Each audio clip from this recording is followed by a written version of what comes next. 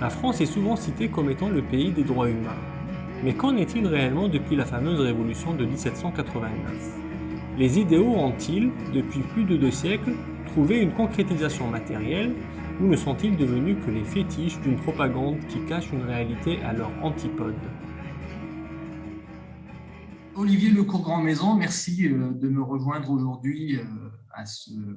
nouvel épisode du podcast Domination State, dans lequel on parlera surtout de la France et puis de citoyenneté et puis de situation actuelle concernant les droits de l'homme en France. Donc, première question que j'avais, qu'est-ce que vous pouvez nous dire concernant la notion de citoyenneté donc en France, avant la révolution de 1789, pendant la révolution, comment est-ce qu'elle a évolué, et puis un petit peu après la révolution de 1789, comment est-ce que cette notion de citoyenneté a évolué? Tout d'abord, rappeler qu'avant la révolution de 1789, avant la première constitution de 1791 et sous le régime de la monarchie absolue, il n'y a pas de citoyenneté à proprement parler, pas de citoyenneté tout court, dans la mesure où les sujets du roi sont sujets, comme le nom l'indique, mais le terme est évidemment, le concept est évidemment polysémique, puisque sujet peut définir deux conditions antinomiques, sujet en tant qu'assujetti à, et en l'occurrence, avant la Révolution française, c'est bien ainsi qu'il faut comprendre la condition des sujets du monarque absolu, ils sont assujettis à ce monarque. À ce titre, ils ne jouissent ni de droits fondamentaux, ni des droits humains, comme on le dira plus tard, ni évidemment de prérogatives politiques.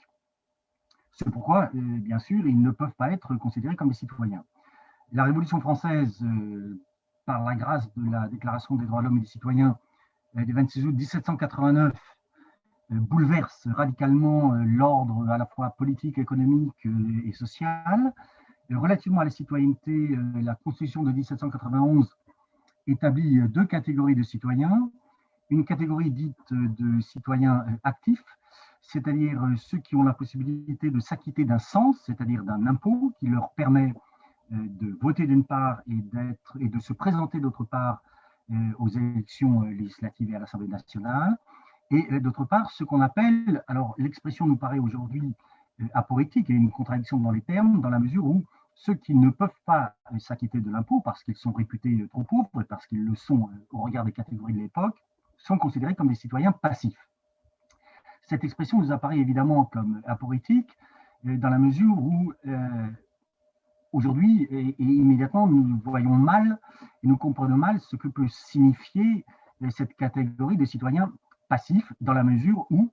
en raison même de la Constitution de 1791, ces citoyens dits passifs ne peuvent pas voter et ne peuvent pas être représentés et se présenter. La conséquence, c'est qu'ils sont effectivement privés des droits politiques. Ils n'en sont pas moins considérés comme citoyens parce que dans la langue des Lumières, dans la langue de la Révolution française, la catégorie de citoyens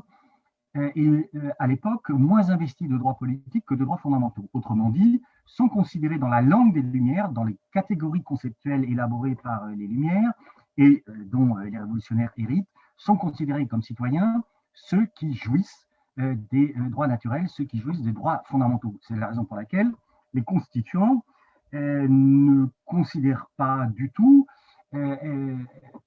être pris dans une sorte de contradiction insurmontable lorsqu'ils affirment que les citoyens passifs n'en sont pas moins des citoyens, quand bien même ils sont privés des droits politiques. Et rappelez que c'est beaucoup plus tardivement, au cours de la Seconde République notamment, au cours de la Troisième République, que les droits et libertés politiques individuels et collectifs vont progressivement être considérés comme des droits fondamentaux absolument indispensables à la jouissance effective de la citoyenneté. La chose n'est pas du tout donnée, n'est pas du tout pensée en ces termes lors de la première révolution en 1789. Et d'ailleurs, rappelez que cette privation d'une partie significative de la population française de l'accession à la citoyenneté en tant que jouissance de droits politiques va être à l'origine des mobilisations des sans-culottes, des mobilisations d'une partie de cette population française qui estime, au regard d'ailleurs des principes de la Déclaration des droits de l'homme et du citoyen le 26 août 1789, au regard des principes de liberté et d'égalité, qu'ils ne peuvent pas être légitimement privés de leurs droits politiques et ils vont effectivement se mobiliser pour accéder à ces droits. C'est l'un des éléments qui permet de comprendre le surgissement au fond d'une seconde révolution au sein de la Révolution, celle qui va déboucher sur l'établissement de la Première République en 1792 et sur la disparition de toute distinction entre citoyens actifs et citoyens actifs et l'avènement de ce qui va être appelé plus tard par un certain nombre de spécialistes du droit constitutionnel d'un suffrage universel masculin, ce qui est évidemment là aussi et là encore une expression pour le moins singulière, dans la mesure où soit le suffrage est universel, auquel cas il ne peut pas être qualifié de masculin, soit il est masculin, auquel cas il ne peut pas être qualifié d'universel. Il n'en reste pas moins là aussi et là encore que globalement, en ce qui concerne l'égalité politique des sexes, comme on le dit à l'époque, que ce soit pour les conventionnels après et les constituants d'abord, que ce soit pour les républicains, hormis quelques rares exceptions, je pense à Condorcet et un autre conventionnel qui s'appelle Gilbert Rome, très peu d'hommes, des femmes bien sûr, se sont mobilisés pour l'égalité politique des sexes, je pense en particulier aux Lames de Gouges, mais très peu de conventionnels se sont mobilisés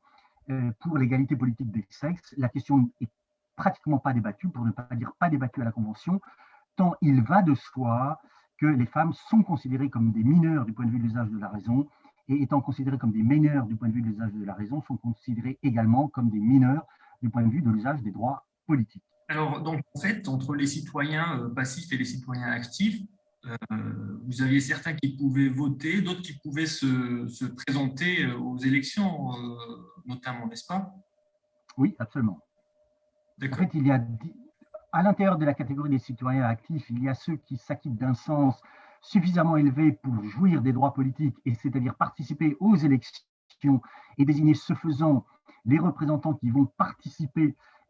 aux élections législatives et donc à la constitution de l'Assemblée nationale. Et à l'intérieur de ce groupe des citoyens actifs, il y a un groupe beaucoup plus restreint qui doit s'acquitter d'un sens plus élevé qui permet à cela, non pas seulement de voter, mais de se présenter aux élections. C'est l'ensemble de cet édifice politico-juridique qui repose bien sûr sur toute une série de représentations qui va être mis à bas lors de l'établissement de la République et donc de la Seconde Révolution qui abolit la monarchie absolue, la monarchie constitutionnelle établie en 1791, qui rompt avec cette constitution et qui va s'attacher, cette Seconde Révolution, en 1793, à élaborer d'une part une nouvelle déclaration des droits de l'homme et des citoyens et d'autre part la première constitution républicaine de ce pays. Alors, le fait qu'il y ait comme ça une citoyenneté à plusieurs niveaux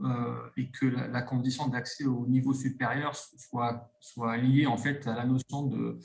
richesse entre guillemets et puis de propriété, ça montre quand même que cette notion de propriété elle reste en fait au cœur de la pensée, y compris des philosophes, entre guillemets, et puis des révolutionnaires. Alors, est-ce que c'est quelque chose qui était déjà ancré là, ou est-ce que c'est cette notion de propriété? Enfin, j'imagine que c'est une continuité de la pensée d'avant, en réalité, hein, pour distinguer, en fait, entre les classes bourgeoise, on va dire, ou l'aristocratie, et puis le reste du peuple. Donc, en fait, les révolutionnaires n'ont pas rompu avec cette notion de propriété en réalité. Alors, ça dépend. Certains d'entre eux n'ont pas rompu. En ce qui concerne les constituants de 1791, la majorité d'entre eux sont effectivement acquis à cette idée que les plus pauvres d'entre les citoyens ne peuvent pas et ne doivent pas voter pour des raisons qui sont liées aux représentations que se font ces élites des pauvres. Il y a des textes de Sieyès, qui est le père spirituel, politique, juridique de la première constitution de 1791, qui sont extrêmement intéressants, mais aussi extrêmement violents du point de vue des représentations qui s'expriment à l'endroit des pauvres, décrits comme des bêtes sauvages qu'il est difficile de dompter, et qu'il est donc légitime d'exclure de l'accès à la citoyenneté dans la mesure où l'inclusion est pensée comme la source de troubles extrêmement graves, et que par conséquent les exclure, c'est contribuer à préserver l'ordre social et la paix civile. Assurément, d'autres vont assez rapidement rompre avec ce type de conception et considérer que la propriété ne peut pas être, au regard des principes de la Déclaration des droits de l'homme et des citoyens, une fois encore, ce sur quoi s'établit la citoyenneté, et ce qui doit l'emporter, ce sont les principes affirmés dans cette déclaration, à savoir l'égalité et la liberté. Je pense, entre autres, parce que celui-là est trop souvent aujourd'hui oublié, alors même qu'il a été parmi les premiers républicains, Condorcet, qui, sitôt la fuite du roi à Varennes connue, estime qu'au regard de cette fuite, qui pour Condorcet est la preuve que le roi a trahi la parole et le serment qui avait été le sien de respecter et la Déclaration des droits de l'homme et des citoyens et la Constitution, qu'à ce titre, le roi a trahi donc son serment, et il a fait la démonstration également aussi que, au fond, la monarchie, même constitutionnelle, demeure, en raison des habitudes de Louis XVI, en raison des traditions et des pratiques de la monarchie absolue, demeure fort dangereuse. Et dès ce moment-là, Condorcet estime qu'il faut changer de régime, non pas seulement d'ailleurs pour établir la liberté et l'égalité, non pas seulement pour étendre la citoyenneté, mais également parce qu'il pense que, au fond, un changement radical de régime, l'avènement de la République, permettra de couper court à tout danger de restauration absolutiste. Oui, tout à fait. Enfin, je le voyais bien à travers votre livre, votre premier livre. Donc, Condorcet, effectivement, c'était un vrai radical. C'est-à-dire, il revenait vraiment à la définition, des choses, et il ne faisait pas de compromis. En tout cas, il ne voulait pas faire de compromis. Donc, justement, en parlant de république, quand est-ce que cette notion de république, qui vient, j'imagine, de res publica, quand est-ce qu'elle est apparue et qu'est-ce qu'elle voulait dire initialement? Je ne reviens pas sur le fait que, effectivement, l'histoire à la fois conceptuelle, politique et juridique de la République est bien antérieure à la Révolution française. Il n'est pas là possible de revenir sur ce point. Rappelez que au moment où la Révolution française éclate le 14 juillet, l'écrasante majorité des responsables politiques et des hommes politiques, quels qu'ils soient d'ailleurs, ne pensent pas que le régime républicain puisse, à proprement parler, s'établir en France. D'une part parce que c'est un pays, comme on le dit à l'époque, très populeux, d'autre part parce que les inégalités sociales, les inégalités culturelles, les inégalités en matière d'accès à la connaissance sont perçues comme extrêmement importantes. On sort à peine d'une société très fortement hiérarchisée. Quelqu'un comme Condorcet va évoluer très rapidement. Je le disais il y a un instant, Condorcet fait partie de ceux qui optent pour la République très vite,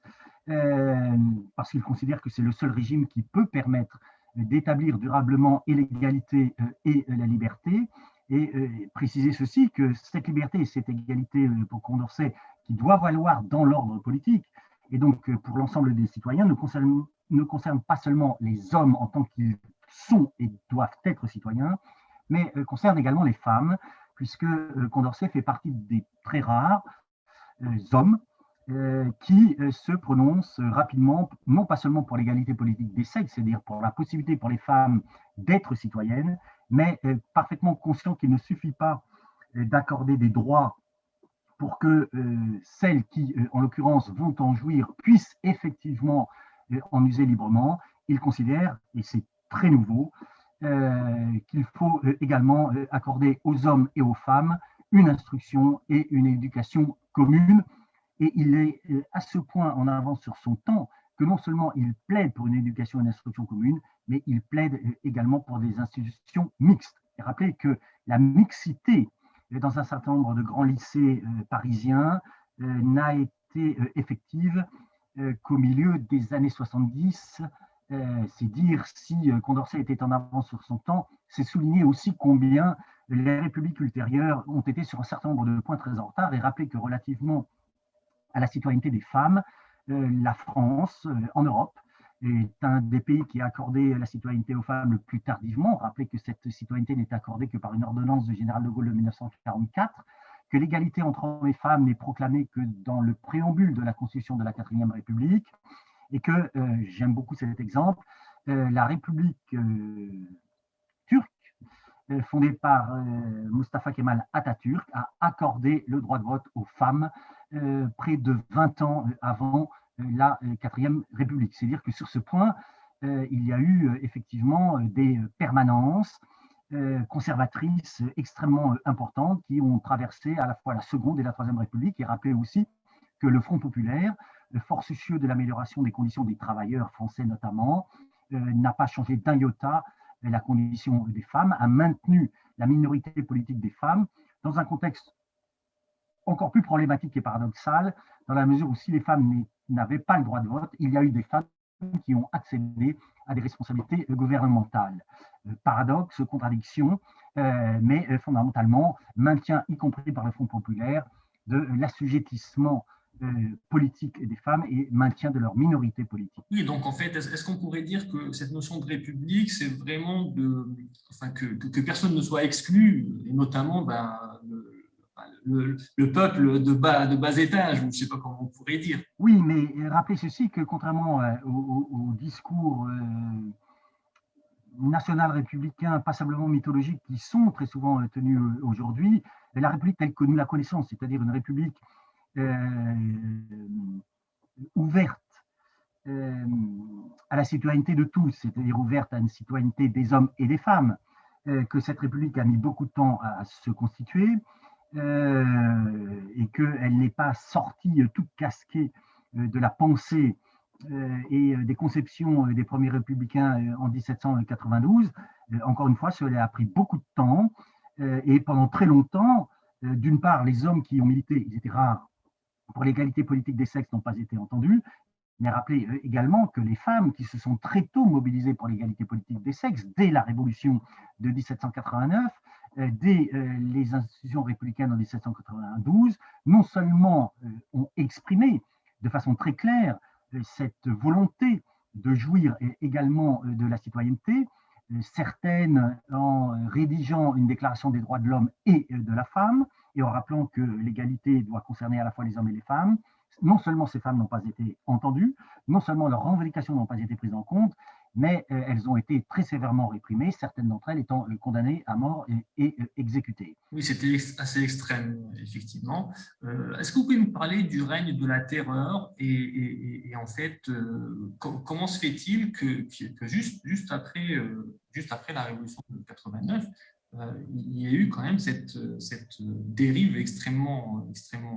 grave et puis des grosses conséquences. Qu'est-ce qui a fait vraiment que cette dérive a eu lieu? Est-ce que c'était un peu normal pour une révolution ou est-ce qu'il y avait d'autres facteurs qui jouaient? Avant de répondre à cette question, il me semble qu'il est nécessaire d'aborder deux autres points qui me paraissent extrêmement importants relativement à la Révolution française et relativement à la République proclamée en 1792. Le premier de ces points, c'est la question de l'esclavage. Quand la Révolution française éclate, la France est la seconde puissance économique, militaire, coloniale, esclavagiste continentale, juste derrière la Grande-Bretagne qui, comme chacun le sait, n'est pas sur le continent. Et donc se pose très vite la question de savoir que fait-on de cet esclavage qui, à l'évidence, est condamné par principe par la Déclaration des droits de l'homme et des citoyens qui proclame que tous les hommes naissent libres et égaux en droit. Rappelez que sur ces questions, les constituants, comme les conventionnels vont faire preuve d'une très grande pusillanimité, puisqu'il faut attendre 1794 pour que l'esclavage soit enfin aboli et que le monstre juridique qui a permis, organisé, légiférer sur cet esclavage, à savoir le Code noir de 1785, soit aboli. Mais rappelez que l'abolition de 1794 est une abolition en droit qui vient sanctionner une abolition qui a été arrachée par les esclaves eux-mêmes, qui, lassés des atermoiements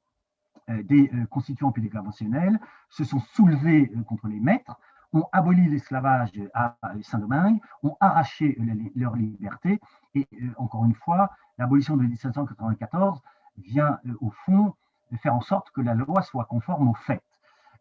Ceci pour souligner que, en dépit de leur radicalité sur un certain nombre de points, sur ce terrain-là en particulier, les révolutionnaires et les jacobins notamment ont été très attentistes, pour le moins, et là aussi, je l'ai appris relativement tardivement, le décret d'abolition de 1794 n'est pas un décret universel. Il y a des îles qui échappent à cette abolition pour des raisons géopolitiques, pour des raisons de concessions faites aux colons. Ce sont les îles Mascareignes qui se trouvent du côté du canal de Mozambique, pas très loin de Madagascar. La seconde chose qui me paraît importante de rappeler concerne les étrangers, notamment sous la Première République, parce que là aussi et là encore, l'évolution s'est faite dans le sens d'un durcissement significatif de l'articulation très stricte entre nationalité et citoyenneté, mais qui est une construction qui a surgi bien après, dans la mesure où, à l'époque de la proclamation de la République, en 1792, plusieurs étrangers qui, pour certains d'entre eux, ne parlent pas un mot de français, je pense en particulier à Thomas Paine, sujet britannique d'abord, fait citoyen américain parce qu'il soutient la révolution qui éclate dans ce qui va devenir les États-Unis. Il gagne la France au moment où la révolution française se déclenche, et il est fait citoyen, alors même qu'il n'a pas la nationalité française. Non seulement il est fait citoyen, mais il est élu à la Convention, et à la Convention, il fait partie du comité de constitution. Autrement dit, un étranger qui n'a pas la nationalité française, qui ne parle pas un traître mot de français, fait partie de ce comité dont la fonction est ô combien importante, puisque ce comité a pour fonction d'élaborer le premier projet de constitution républicaine. Premier projet de constitution républicaine qu'il va effectivement élaborer avec Condorcet, premier projet qui va être rejeté par la dite Convention. Il y a un autre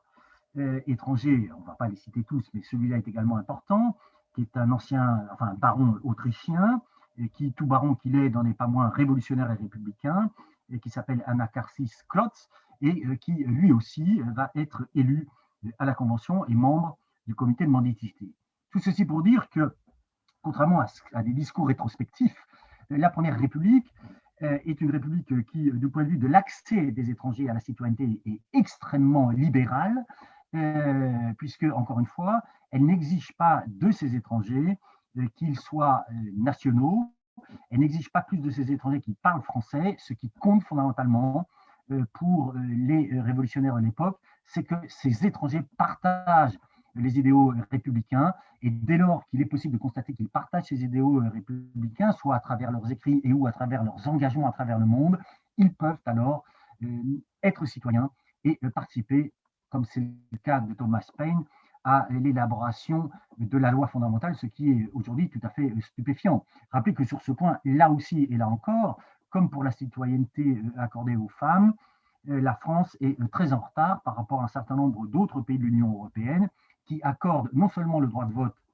aux étrangers ressortissants des États membres de l'Union européenne aux élections locales, mais accordent également le droit de vote aux étrangers qui ne sont pas des ressortissants des États membres de l'Union européenne aux élections locales, et qui, en plus de ça, leur permet d'exercer les fonctions de maire. Je pense notamment à la Belgique, et là aussi, la comparaison tourne plutôt au désavantage de la France. Comme on le sait, la question de l'octroi de la citoyenneté aux étrangers non européens, comme on dit, est pendante au moins depuis 1981, puisque François Mitterrand avait promis que ces étrangers pourraient accéder à la citoyenneté au moins locale. hélas, force est de constater que cette promesse n'a jamais été tenue, ni par François Mitterrand, ni par les présidents socialistes et gouvernements socialistes qui ont été par la suite élus, et que cette question demeure effectivement toujours pendante. Ceci pour souligner qu'il existe là une discrimination très significative, et je dirais d'autant plus visible et d'autant plus illégitime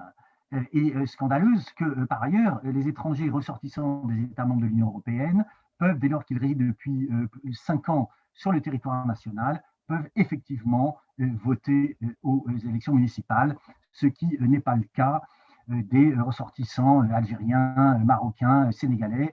qui d'ailleurs, dans certains cas, résident depuis beaucoup plus longtemps que 5 ans et qui se voient, hélas encore, privés de l'accès aux élections municipales. Oui, donc effectivement, en étudiant ces cas extrêmes, comme celui de Thomas Paine, qui n'était pas effectivement national, bien enfin citoyen national français, mais avait quand même apporté pas mal de contributions, j'imagine, avec Condorcet, la réflexion sur en fait, les droits humains, les fondements d'une démocratie, enfin, d'une république à l'époque. Je ne sais pas si ça s'appelait démocratie à l'époque, et j'utilisais ce terme. Non, alors le terme de démocratie n'est pas utilisé à l'époque pour une raison qui est assez simple à comprendre, c'est que le terme de démocratie à l'époque est immédiatement référé à la démocratie antique, c'est-à-dire une démocratie directe, c'est-à-dire une démocratie sans représentants, une démocratie où les citoyens participent directement d'une part aux délibérations collectives, peuvent faire des propositions de loi et votent directement la loi. Et pour les républicains, qui, globalement, pour les hommes du 18e plus largement, qui sont pétris d'une culture politique et qui connaissent, pour la majorité d'entre eux, fort bien les institutions démocratiques de l'Athènes démocratique, ce terme de démocratie est, encore une fois, complètement corrélé à la démocratie directe. C'est pourquoi il n'emploie pas le terme démocratique pour parler de la République, parce que justement parce que cette République ne peut pas reposer sur des principes de démocratie directe, elle repose sur le principe de la représentation politique, c'est-à-dire sur l'élection par les citoyens de représentants qui agissent en leur nom et votent la loi en leur nom, d'où donc le recours au concept de République, pas au concept de démocratie. L'expression que nous employons aujourd'hui de démocratie représentative aurait été pensée par les révolutionnaires et les républicains plus spécifiquement comme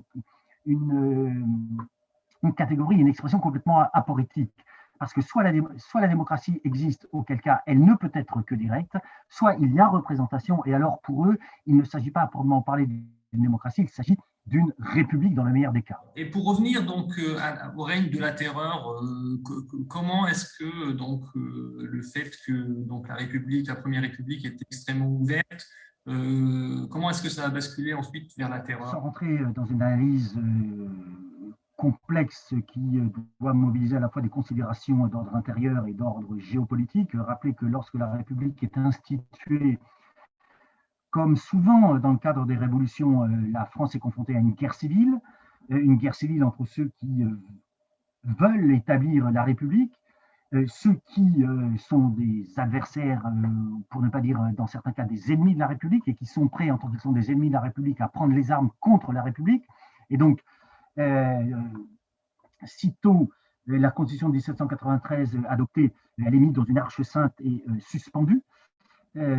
parce que la France est confrontée à cette guerre civile, et d'autre part, comme souvent dans le cadre des processus révolutionnaires, ça a été vrai en 1792, ça a été vrai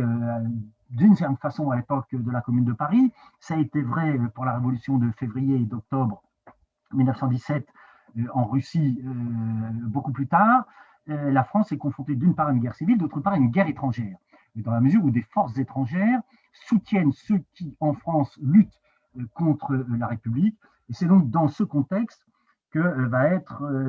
suspendue d'une part la Constitution et que la terreur va être mise à l'ordre du jour, avec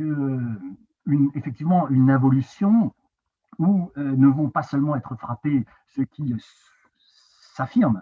objectivement comme des ennemis de la République, mais progressivement la répression va frapper des proches et, pour reprendre une expression célèbre, la révolution va progressivement dévorer ses propres enfants, ce qui ne va pas peu contribuer à affaiblir considérablement à la fois l'idée de république, ternir considérablement effectivement aussi l'idée de révolution et contribuer bien sûr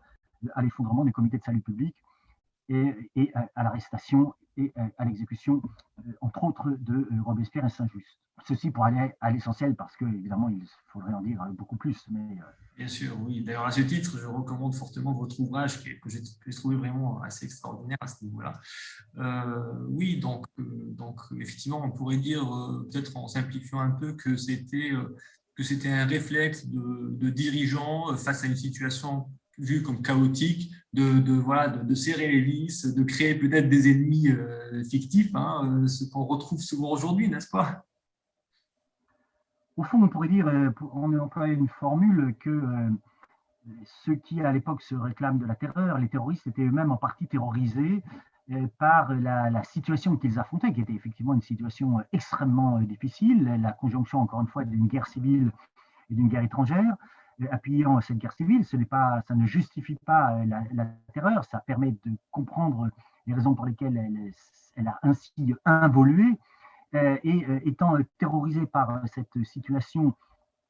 par la situation qu'ils affrontaient, ils ont été amenés à recourir à des moyens toujours plus extrêmes et au fond à oublier cette sage recommandation de Machiavel qui rappelait que s'il est dans certains cas nécessaire de recourir à la violence, il faut garder en permanence en tête ce sage conseil machiavélien qui est de ne pas se faire haïr du peuple. Or, de ce point de vue-là, les Jacobins prétendant incarner la défense du peuple, eu égard à l'ampleur de la terreur qu'ils ont employée, ont contribué à saper la propre base populaire qui était la leur et en partie, effectivement, à se faire haïr du peuple. Et sinon se faire haïr du peuple, au moins n'être plus soutenu par lui, ou en tout cas pas complètement, et n'étant plus complètement soutenu par lui, à s'affaiblir et par là même à permettre à leurs adversaires, pour ne pas dire en certains cas à leurs ennemis, de se saisir d'une conjoncture pour mettre un terme à cette terreur et plus exactement à ceux qui l'incarnaient aux yeux de ceux qui ont agi, à savoir Robespierre et Saint-Just. Dans la prochaine partie, nous parlerons de République. Napoléon est au pouvoir. Il est en train de liquider les conquis révolutionnaires et parmi la liquidation des conquis révolutionnaires, il y a évidemment le rétablissement de l'esclavage. Je rappelle que sur ce point, c'est une exception française remarquable et sinistre. Et la France est effectivement la seule ancienne puissance coloniale esclavagiste qui, après avoir aboli l'esclavage, l'a rétabli en 1802.